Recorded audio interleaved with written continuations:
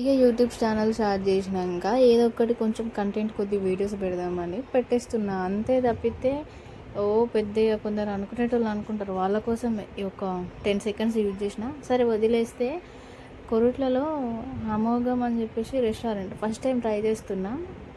మనం వీడియోస్ కొంచెం different try చేయాలి కదా.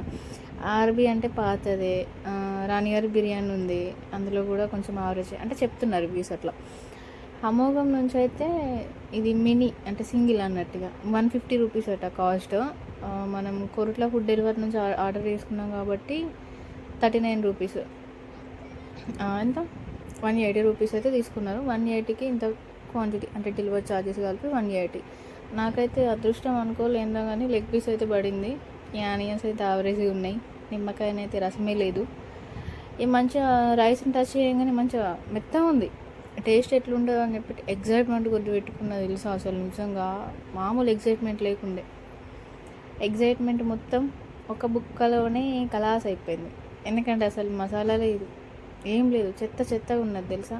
ఇక 17 రూపీస్ బిర్యానీ అని ఎంత పోపు ఉంటుండే కానీ అస్సలు నచ్చలేదు నాకు. చెత్త అంటే మామూలు చెత్త లేదు, ఒక ఫ్లేవర్ లేదు బిర్యానీ అంటే. ఇక మా బావ ప్యాలాలను చికెన్ తింటున్నాడు అంతే.